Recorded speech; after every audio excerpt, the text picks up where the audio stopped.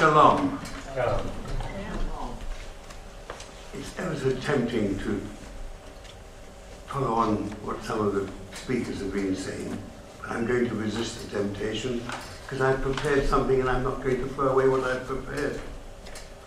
On this International Day of Peace, and thank you, Robin, I've been invited to address you. Perhaps I should first introduce myself so you'll know who I am and why I accepted this opportunity to offer to you, as the title of my address exclaims, a Jewish perspective and some thought, some food for thought and action.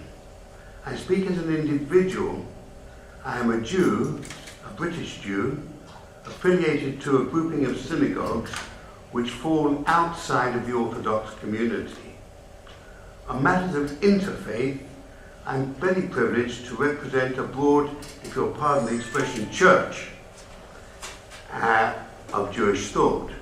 But when one considers the well-known story of the Jew stranded on a desert island, who explained that he'd built 3 synagogues, the one he simply wouldn't talk about, the one that he didn't go to, and yes, the one in which he did feel able to pray, you'll appreciate the difficulty any Jew has in justifying his stance of representing co-religionists. Personally, I have a resistance to adjectival Judaism, and indeed to most organizations that claim adjectival descriptions. What a chutzpah, that is cheek, for anyone not familiar with the word, but cheek does it less than justice.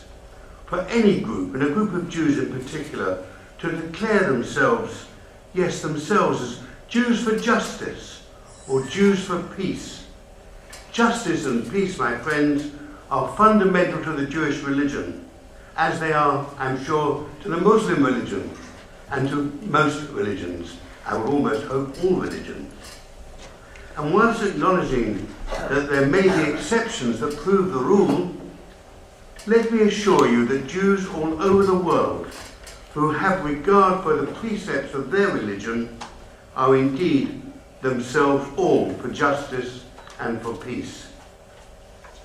A little later I'll refer to our prayers, and in particular to the 10 days of penitence, which happily coincide with this very day.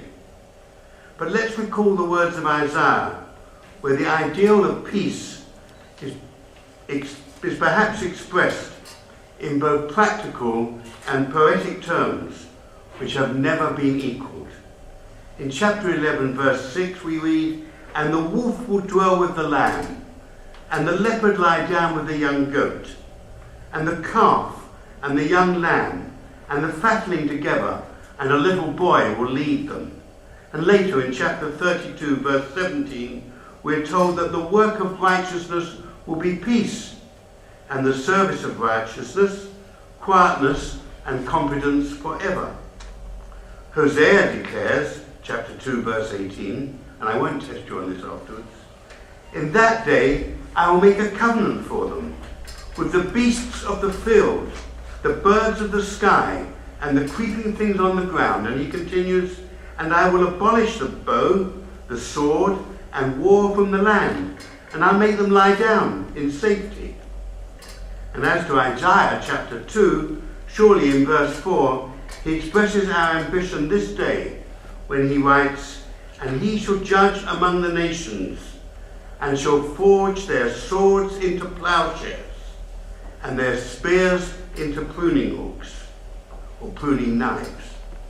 And finally, he could well have written these words for this very day, as he says, "Nation shall not lift up sword against nation, neither shall they learn war anymore." I'm sure had he lived today, he'd have said, "Nation shall not have nuclear weapons to lift up against nation, and they shall not learn war anymore." So that's it. Clear, concise, and comfortable. Or is it? If only it were that easy.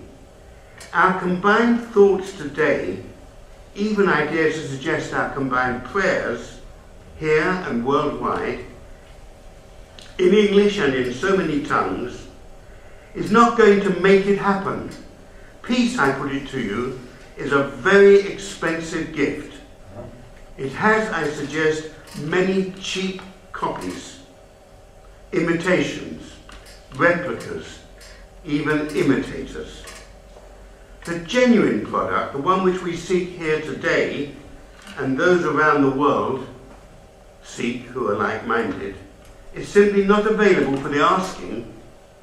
Real lasting peace is so unique that we and future generations, to us, it will only become a reality if individuals, and this is where we all come in, some of what we've heard we don't really feel we can do much about, but as individuals, we can seek it within ourselves. This may seem a tall order, but I make no apology for introducing it here. I was sorely tempted, and you might wish I had, to follow the example of one Rabbi Hillel, who in response to a challenge agreed to summarize the Torah, the holy book, while standing on one leg. It's not clear if Hillel or his questioner was to stand on one leg, but Hillel did duly perform the deed by saying, "That which is hateful to you, do not do to your neighbor." That's the whole Torah. The rest is commentary. Go and study it. And a study in comparative religions and beliefs reveals this concept has certainly been adopted very widely. Consider, for example, a few chosen at random. Hinduism. This is the sum of duty. Do not do to others what would cause pain if done to you. And that's from the Mahabharata. And Christianity. Therefore, all things whatsoever ye would that men should do to you, Matthew 7:12, do ye even so to them. For this is the law and the prophets. I must tell you, for me, I like that better than my own Old Testament one because it's more positive, I think. The other's a little bit on the negative side, and I'm allowed to be a free thinker. And even Confucianism. Do not do to others what you do not want them to do to you. This issue, the issue that brings to this subject of peace, may at first seem rather distant. But it's my personal contention that before we can properly understand others and so deal effectively with them, we have first to understand ourselves. Before we can propagate peace in the world, we must first sow the seeds of peace in our communities. And before that, peace in our neighbourhoods. And still closer to home, if we're lucky, enjoy peace in our families. And one more step back before we embark on the major roadways to peace. How about ourselves as individuals? Are we at peace with ourselves? I mentioned that this International Day of Peace falls within the Jewish 10 days of penitence.